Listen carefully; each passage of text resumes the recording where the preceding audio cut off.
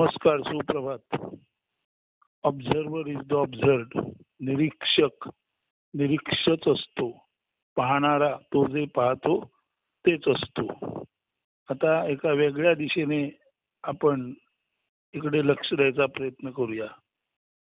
आपल्याला माहीतच आहे की श्वास उच्छ्वास आणि दोन श्वासांमध्ये अंतर, तसंच उच्छ्वासानंतर अंतर म्हणजे श्वास उच्छ्वास. श्वास म्हणजे हवा, शुद्ध हवा आत घेणे, पूरक. श्वास उच्छ्वास म्हणजे पूरक रेचक. एका पूरकानंतर म्हणजे श्वास आत घेतल्यानंतर काही काळ श्वासरहित अवस्थेत राहणं, श्वास आत घेणं आणि काही काळ श्वासरहित अवस्थेत राहणं म्हणजे अंतरकुंभक. श्वास बाहेर टाकणं आणि काही काळ श्वासरहित अवस्थेत राहणं म्हणजे बहिर्कुंभक. म्हणून पूरक, अंतरकुंभक, रेचक आणि बहिर्रेचक. इनहेलिंग श्वास आत घेणे, अंतरकुंभक म्हणजे टू बी झिरो म्हणजे श्वास न घेता शून्य मनस्कता असणे. झाल्यानंतर एक्सहेल म्हणजे रेचक, श्वास बाहेर टाकणे. आणि बहिर्कुंभक म्हणजे श्वास बाहेर टाकल्यानंतर पूर्णपणे झिरो स्टेट मध्ये असणं म्हणजे श्वास आत घेत नाही आणि बाहेर घेत नाही अशा शून्यावस्थेत असणं म्हणजे बहिर्कुंभक. तर पूरक इनहेलिंग, नंतर आंतररेचक झिरोनेस. पूरक म्हणजे इनहेलिंग, आंतरकुंभक म्हणजे झिरोनेस, रेचक म्हणजे एक्सहेलिंग किंवा उच्छ्वास आणि बहिर्पूरक म्हणजे झिरोनेस. तेव्हा श्वास घेणे शून्यता, श्वास टाकणे शून्यता, पूरक, अंतरकुंभक, रेचक, बहिर्कुंभक. तर या पद्धतीने तसाही आपला श्वासोश्वास नेहमी चालू असतो. परंतु आपण या श्वासाचा उपयोग जर थोडा अधिक शांत दक्षतेने आणि अभ्यासपूर्वक केला तर या श्वासामध्ये आपणाला काही गमती जमती पाहायला मिळतात आणि आपणाला आपलेपणाचा उलगडा त्याच्यातून होतो. म्हणजे असं बघा की आपण मी मी मी मी म्हणतो. आता मी म्हणजे काय? What is I? The content of I is I. म्हणजे आय मध्ये जे सामावलेलं आहे त्याला आय म्हणतात. म्हणून मी म्हणजे काय? तर मीचा जो आशय, मी मध्ये जे सामावलेलं आहे ते मी. आता सर्वसाधारणपणे आपण मी म्हणतो, प्रत्येक जणच आपल्याला मी म्हणतो. त्या मीचा आशय, सर्वच मीचा आशय कळत न कळत बऱ्यापैकी एकसारखा असतो. कारण जन्माला आपण आल्या आल्या रडतो, ज्याला आपण म्हणतो टॅ करतो.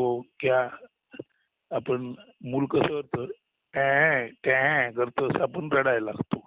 आता आपण जे रडायला लागतो त्यालाच पुढे स्वाभाविकपणे ॲ म्हणजे आय एम म्हणजे मी असा एक शाब्दिक अर्थ देऊन हळूहळू त्या मुलाला त्याचे आई वडील सांगतात की रे तू स्वतःला उद्देशून मी म्हण. आता हे त्याला कळतं कसं?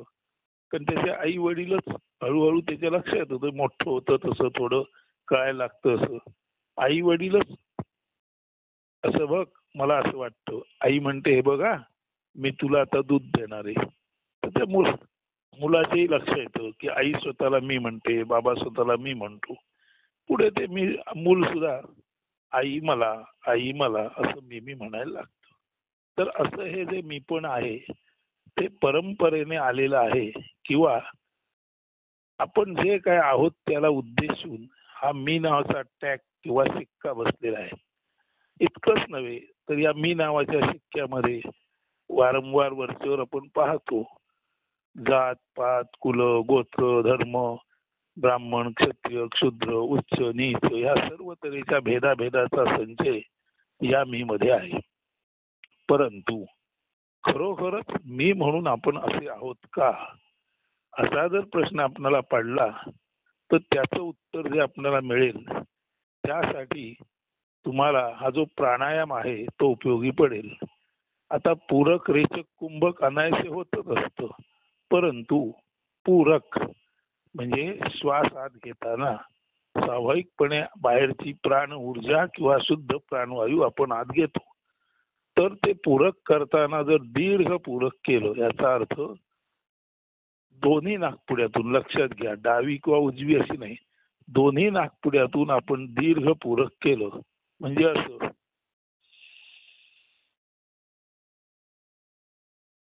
बघा,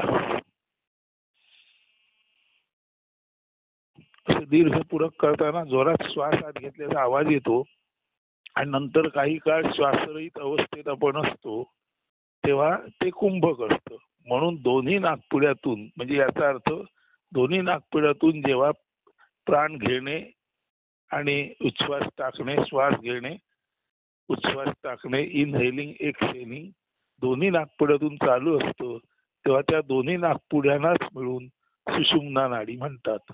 म्हणून सुषुम्नेतून दीर्घ श्वास घेतला आणि दीर्घ श्वास घेतल्यानंतर थोडा काळ आपण श्वासरहित राहिलो तर त्या श्वासरहित अवस्थेमध्ये दीर्घ श्वास घ्यायचा आणि त्या श्वासरहित अवस्थेमध्ये आतल्या आत कोहम कोहम कोहम, मी कोण मी कोण मी कोण मी कोण असा तुम्ही उच्चार करा. म्हणजे मीचा शोध घेण्याची एक ही ट्रिक आहे. तर दीर्घ श्वास घ्या, दीर्घ इनहेलिंग करा आणि श्वास रहित अवस्थेत म्हणजे अंतरकुंभकामध्ये कोहम कोहम कोहम कोहम असा उच्चार करत राहा आणि नंतर दीर्घ पद्धतीने रेचक करा. म्हणजे हे पूरक झालं, हे रेचक झालं. पूरक रेचक म्हणजे दीर्घ श्वास आत घेतल्यानंतर कुंभक कोहम मी कोणाचा शोध घेणे आणि दीर्घ रेचक केल्यानंतर म्हणजे उच्छ्वास टाकल्यानंतर सुद्धा श्वासरहित अवस्थेत राहणे म्हणजे बहिर्कुंभक. आता अंतरकुंभकात आपण काय केलं, मी कोण, पण मी कोण म्हणायच्या अगोदर आपण काय केलं, संपूर्ण बाहेरची प्राण ऊर्जा आत आपण घेतली. म्हणजे मी कोण याचं अर्ध उत्तर आपणाला त्या पूरकामध्ये मिळालं. मी कोण तर संपूर्ण बाहेरचं चैतन्य आत घेणारा तो मी, असा त्याचं उत्तर आहे. आणि जेव्हा तुम्ही दीर्घ उच्छ्वास टाकता तेव्हा उच्छ्वासाद्वारे तुम्ही काय करता, आपल्यातलं जे कर्ब आहे, टाकाऊ वायू आहे तो बाहेर टाकता. तेव्हा तुम्ही तेवढंच करता का, तर मी कोण म्हणताना मी प्राण ऊर्जा आहे, कोहम म्हणजे मी दुसरं दिसतं काही नसून मी प्रत्यक्षामध्ये प्राण आहे. म्हणून कोहम हे आपण जेव्हा दीर्घ श्वसनात विचारतो तेव्हाच अंतरकुंभकामध्ये आपणाला कळतं की हे जे बाहेरून सबन आत घेतो ती प्रक्रिया जो करतो तो मी आहे. म्हणजे प्राण ऊर्जा आत घेणारा तो मी आहे. आणि जेव्हा आपण दीर्घ रेचक करतो तेव्हा आपल्यातील कर्ब किंवा जे अयोग्य वायू आहेत ते आपण बाहेर टाकतो. म्हणजेच दीर्घ रेचक केल्यानंतर जेव्हा तुम्ही दीर्घ बहिर्कुंभक करता तेव्हा आपल्या लक्षात येतं आपल्यातील सर्व टाकाऊ गोष्टी बाहेर टाकणारा तो मी आहे. म्हणजे आता कोहम याचा अर्थ आपल्याला आतापर्यंत असा मिळाला की मी कोण, संपूर्ण प्राण ऊर्जा चैतन्य आत घेणारा असा जो तो मी. आणि जेव्हा आतील साचले पण बाहेर टाकतो, आतील विषारी वायू बाहेर टाकतो तेव्हा त्या विषारी वायू बरोबर आपण न स्वीकारता किंवा न तपासता जे स्वीकारलेलं आहे ते कंडिशनिंग किंवा साचले पण आपण बाहेर टाकतो. तेव्हा त्या बहिर्कुंभकात आपल्याला असा अर्थ मिळतो की नाहम मी नाही आहे. गंमत बघा, कोहम नाहम, पूरक रेचक, अंतरकुंभक बहिर्कुंभक. पूरक करताना दीर्घ पूरक करताना स्वाभाविकपणे आपण दीर्घ पूरकाद्वारे बाहेरची प्राण ऊर्जा आत घेतो. म्हणजे कमीत कमी आपण प्राण ऊर्जा आत घेणारे आहोत हे आपल्याला नव्याने शोध लागतो. आणि दीर्घ रेचक केल्यानंतर आपल्या शरीरातील विषारी वायू बाहेर टाकले जातात आणि त्या विषारी वायू बरोबरच आपल्यातलं साचलेपण, आपल्यातलं न तपासता स्वीकारलेलं काहीतरी दास्य, गुलामी असं जे असतं तेही बाहेर टाकलं जातं हे आपल्या लक्षात येतं. म्हणजे जेव्हा कोहम म्हणतो तेव्हा मी प्राण ऊर्जा आहे असा नवीन शोध आपल्याला लागतो. आणि जेव्हा आपण दीर्घ रेचक करतो आणि त्या दीर्घ रेचकानंतर दीर्घ बहिर्कुंभक करतो तेव्हा सर्व बाहेर टाकलेला म्हणजे माझा मूळचा मीचा असे बाहेर फेकलेला असा मी आहे. म्हणून कोहम याचं उत्तर लगेच मी प्राण ऊर्जा आहे असं नाही, तर कोहम याचं सुरुवातीला चिंतन आहे अंतर्कुंभकाद्वारे आणि बहिर ज्याला आपण रेचक केलं, दीर्घ रेचक केलं की आपण साचलेलं टाकतो. म्हणून कोहमचं उत्तर साचलेलं टाकणारा असा मी आहे. म्हणजे माझ्यातील साचलेपण गेलं की मी गेला. म्हणून कोहम नाहम, कोहम नाहम, कोहम नाहम. मी कोण आहे? मी तर नाहीच आहे. मी कोण आहे? मी तर नाहीच आहे. मी कोण आहे? मी तर नाहीच आहे. म्हणजे मी म्हणजे माझं साचलेपण नाही. इथपर्यंत आलो. आता मी म्हणजे माझं साचलेपण नाही हे आपल्याला कसं कळलं? तर बाहेरचं चैतन्य आत घेता घेता त्या चैतन्यानेच आपल्यामध्ये जो प्रकाश पडला त्या प्रकाशातच आपलं साचलेपण आपल्याला दिसलं आणि ते प्रकाशात दिसलेलं साचलेपण बाहेरच्या अनंत चैतन्याला प्राणवायू आत घेता घेता जेव्हा आपण कळत न कळत आत स्वीकारतो तेव्हा आतलं न तपासता मी मी म्हणून असलेलं जे आहे ते रेचकामध्ये बाहेर टाकलं जातं. म्हणून कोहम नाहम याचा सुरुवातीला अर्थ एवढाच की दीर्घ प्राणवायू म्हणजे दीर्घ पूरक करता करता बाहेरची ऊर्जा चैतन्य आत घेतलं जातं. ती ऊर्जा ते चैतन्य आपल्या कोहम या प्रश्नावरती पडतं आणि त्या कोहम मध्ये जे साचलेलं पण आहे ते साचलेलं पण जेव्हा आपण दीर्घ रेचक करतो तेव्हा आयचा आशय आणि अर्थातच शरीरातील वाईट वायू हे दोन्हीही अत्यंत तीव्र गतीने बाहेर फेकले जातात. म्हणून कोहम नाहम दीर्घ पूरक दीर्घ रेचक आंतरकुंभक बहिर्कुंभक याच्यामध्ये कोहम नाहम. मी कोण आहे? मी तर नाहीच आहे. मी कोण आहे? मी तर नाहीच आहे. मी कोण आहे?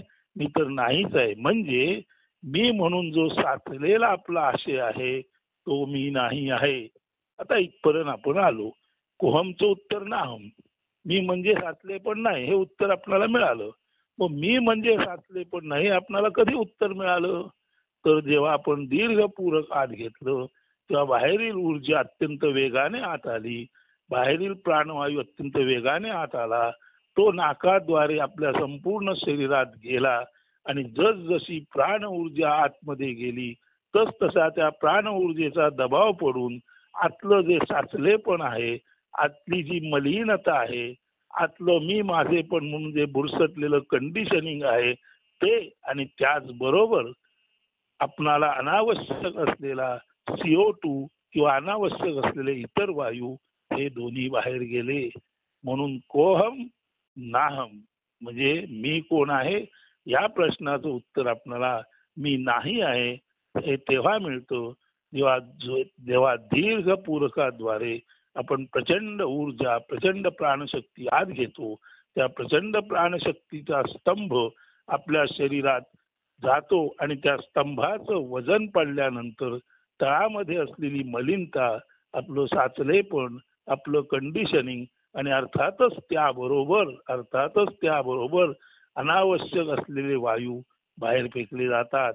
म्हणून पूरकामध्ये आवश्यक प्राणवायू घेतला जातो, रेचकामध्ये अनावश्यक कर्बादी वायू आहेत ते बाहेर टाकले जातात. एवढंच नव्हे तर पूरकामध्ये जर आपण कोहम असा प्रश्न विचारला तर कोहम असा प्रश्न विचारल्यानंतर जेव्हा आपण रेचक करतो त्या रेचकावर जेव्हा अनावश्यक वायू बाहेर जातात त्याचबरोबर प्राणशक्ती आत आल्यानंतर प्राणवायू आत आल्यानंतर तो संपूर्ण शरीरात जेव्हा भरतो तेव्हा शरीरात पूर्वी असलेलं जे मलिन आहे ते सर्व प्राणवायूचा दाब पडल्यानंतर तळातली घाण वर येते आणि दीर्घ श्वासनाद्वारे आयचा कंटेंट जो साचलेपण आहे तोही बाहेर जातो आणि अनावश्यक वायूही बाहेर जातात.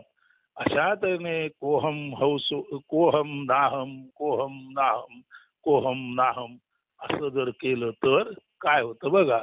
एखाद्या जागेमध्ये किंवा एखाद्या पोकळीमध्ये काही चिखल अडकलेला आहे आणि तो चिखल काढायचा झाला तर आपणाला दुसरा काही मार्ग नाही. तेव्हा जसा एका बाजूने अत्यंत फोर्सफुल अत्यंत वेगाने बाहेर पडणारा पाण्याचा प्रवाह किंवा पाण्याचा झोत आपण मारतो तेव्हा त्या टनेल मध्ये तुंबलेलं अनायसे बाहेर जातं. तसंच प्राणशक्ती आत घेणं म्हणजे दुसरं तिसरं काही नसून अतिवेगाने चैतन्य ऊर्जा प्राणवायू आत घेणं.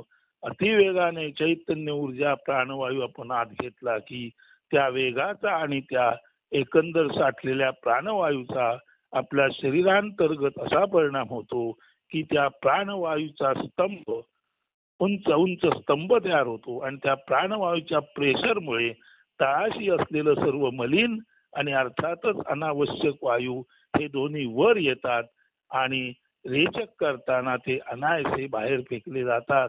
म्हणून पाण्याचा मारा करून एखाद्या गोष्टीमध्ये किंवा एखाद्या पाईपमध्ये किंवा एखाद्या मर्यादित जागेमध्ये अडकलेली घाण बाहेर काढावी.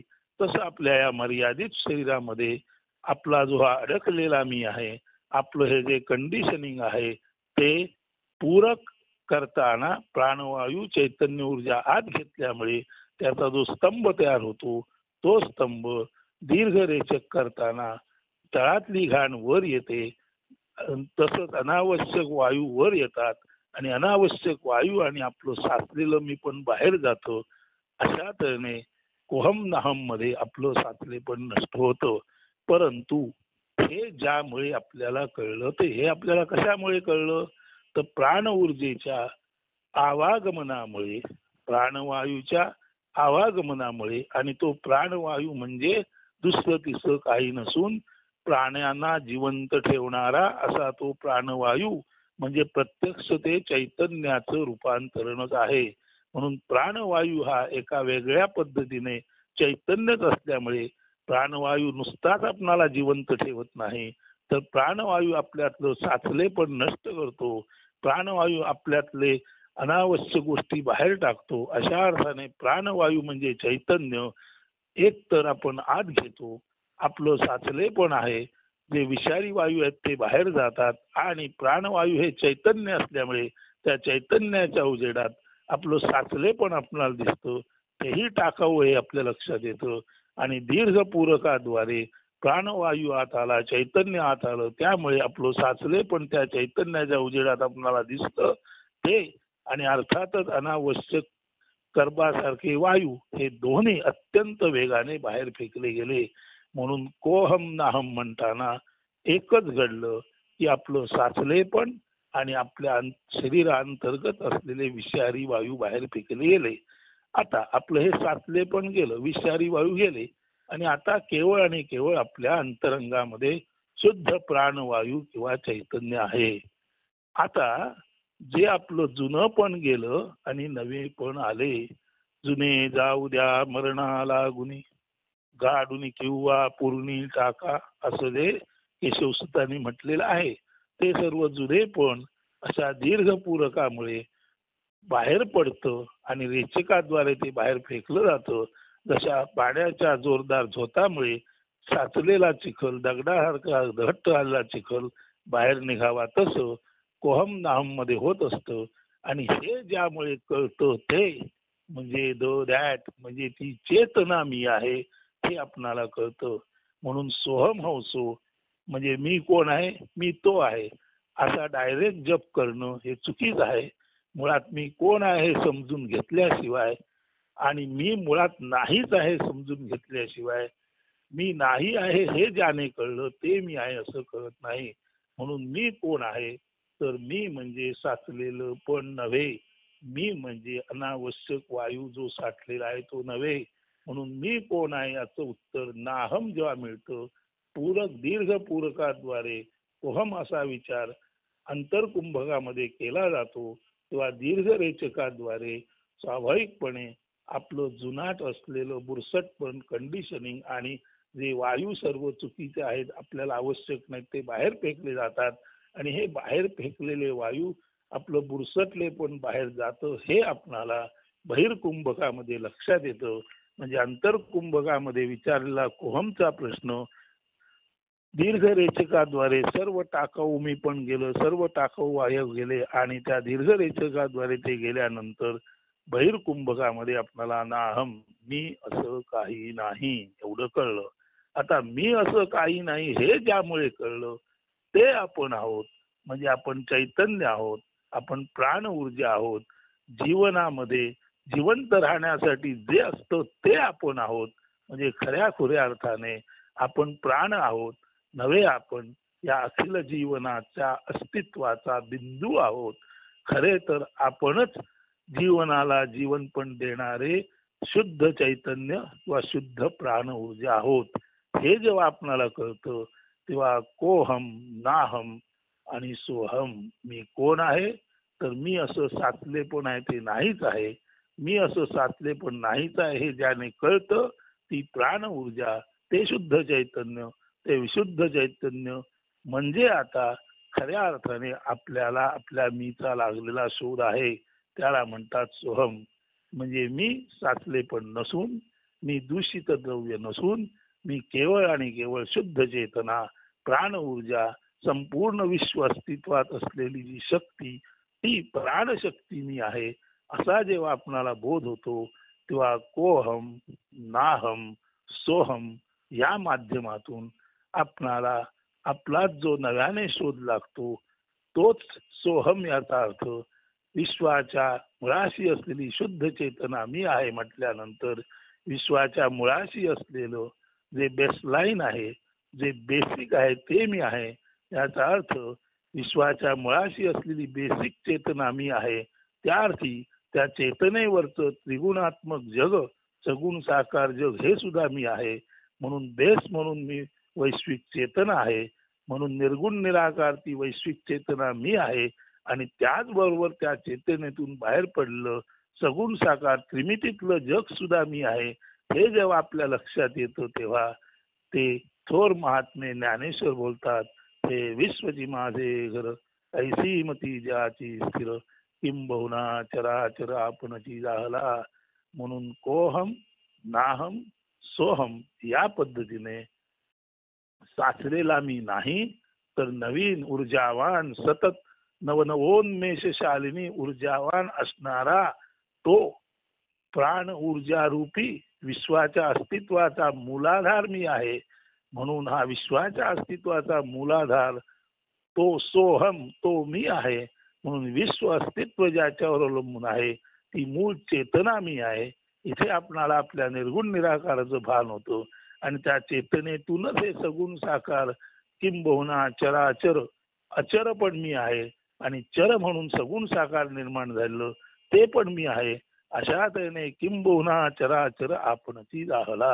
हे आपणाला कोहम नाहम सोहम दीर्घ पूरक, दीर्घ अंतरकुंभक, दीर्घ रेचक, दीर्घ बहिर्कुंभक या प्राणायामाच्या प्रक्रियेद्वारे आपणाला कोहम नाहम सोहम, मी कोण आहे, मी साचलेलं बुरसटलेलं असं काही नाही, मी दूषित असं काही नाही, तर जे सतत नवनवोन्मेषशालिनी आहे, जे सतत विश्वाला नवचैतन्य बहाल करतं, जे सतत आपल्या निर्गुण निराकारातून सतत नवीन नवीन दृश्य जन्माला घालतं आणि मनोहारी सगुण साकार निर्माण करणारं, परंतु अदृश्य रूपात असलेलं निर्गुण निराकार तत्व पण मी आहे आणि दृश्य रूपात असलेलं मधुर रूप पण मी आहे.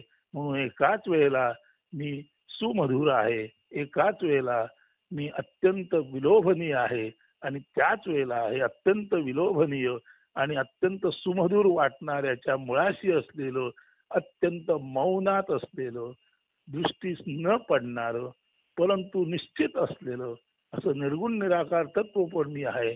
म्हणून चर म्हणजे चलित असलेलं, उत्पत्ती स्थिती लयात असलेलं दृश्यमान जग पण मी आहे. आणि अचर म्हणजे म्हणजे स्थिती म्हणजे जन्म, स्थिती आणि स्वाभाविकच लय यामध्ये सतत फिरत असणारं चर ते मीच आहे. आणि ते चर ज्याच्यावर जन्माला येतो ते अचर निर्गुण निराकार तत्व पण मीच आहे. हा बोध आपणाला कोहम, नाहम, सोहम हा आपण आपल्याशी हा जर प्रयोग केला तर हा बोध आपणाला होतो. असा बोध जेव्हा होतो तेव्हा ज्ञानेश्वरांसारखे महर्षी महान संत म्हणतात, हे विश्वची माझे घर ऐसी मती ज्याची स्थिर किंबहुना चराचर आपणची जाहला. परंतु ऐसी मती ज्याची स्थिर म्हणून त्या ज्ञानेश्वराने आपला मी काढलेला आहे. म्हणून चराचर विश्व हे आपण आहोत. आता इथे मी राहत नाही, आपण सर्व मिळून चराचर विश्व आहोत. आपण सर्व मिळूनच निर्गुण निराकार आणि सगुण साकार परब्रह्म आहोत.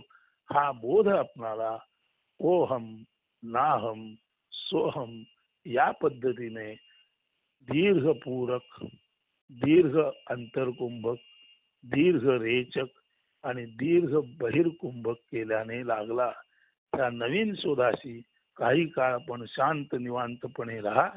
त्यानंतर पुढे काय गमती जमती घडतात ते पुढील निरूपणात आपण पाहू. असतो. धन्यवाद.